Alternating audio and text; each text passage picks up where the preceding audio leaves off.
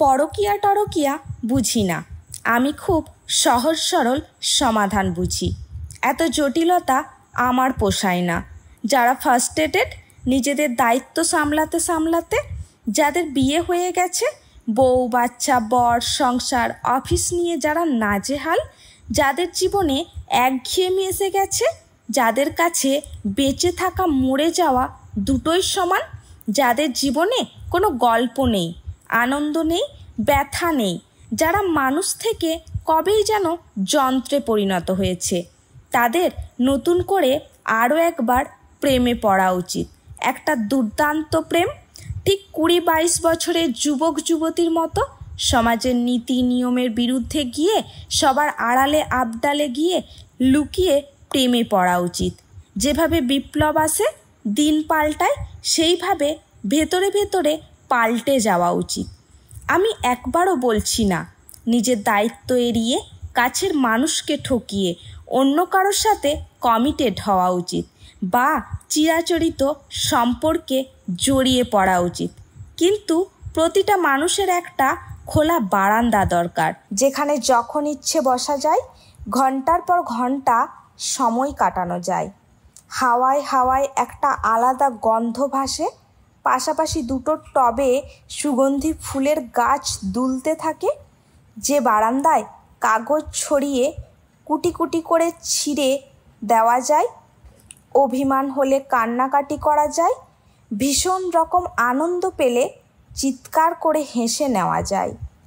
এক cup coffee নিয়ে যে বারান্দায় বসে সামনের রাস্তাটা পরিষ্কার দেখা যায়, যে রাস্তার মোড়ে মাধব কাকু ফুচকা নিয়ে বসে, যে রাস্তায় বৃষ্টি পড়লেই ছড়িয়ে যায় হলদে কদম ফুল, আর তার উপর দিয়ে হেঁটে যায় সদ্য 21-এ পড়া তরুণ তরুণী।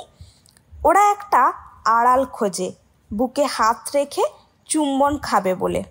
কোথায় যেন ছিলাম আমরা? বারান্দার কথা বলছিলাম।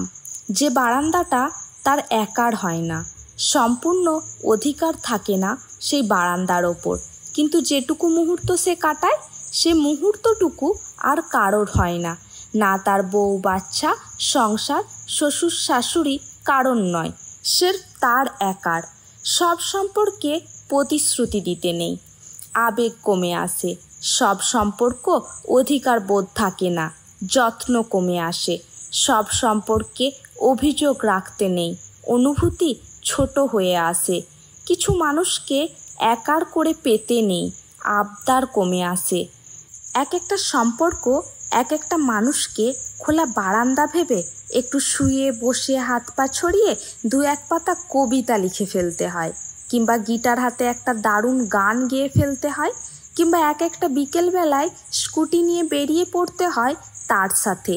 জীবনে বেঁচে থাকার কিছু কারণ বেড়ে যায়, ভালো থাকার একটা বাহানা, একটা অজুহাত খুঁজে পাওয়া যায়, অভিমান করার জন্য একটা মানুষ পাওয়া যায়। জীবন এটুকুই, সবাই প্রেমে থাকুন, একাকিত্বে নয়। পথিক যখন রাস্তা দিয়ে হাঁটে, সে পা মেপে মেপে হাঁটে না, এমনকি তার মাথায় তখন নিউটনের গ্র্যাভিটিস অব লয়ের সূত্রগুলোও কাজ করে না। যদি করতো তাহলে পথের দুধারে থাকা দৃশ্যগুলোকে উপভোগ করতে পারতো না, পথের সৌন্দর্যকে নিজের অন্তরে অনুভব করতে পারতো না।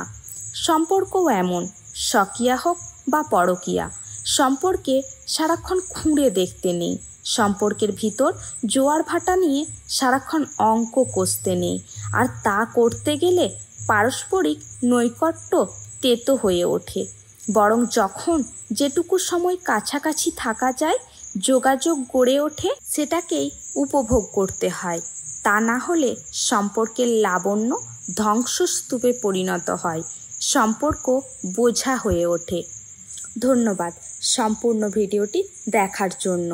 আরও এই ধরনের ভিডিও যদি পেতে চাও তাহলে অবশ্যই আমাদের পেজটাকে এক্ষুনি ফলো করো, আর যারা ইউটিউব চ্যানেল থেকে দেখছো তারা সঙ্গে সঙ্গে ইউটিউব চ্যানেলটাকে সাবস্ক্রাইব করে দাও এই ধরনের ভিডিও আরও পাবার জন্য।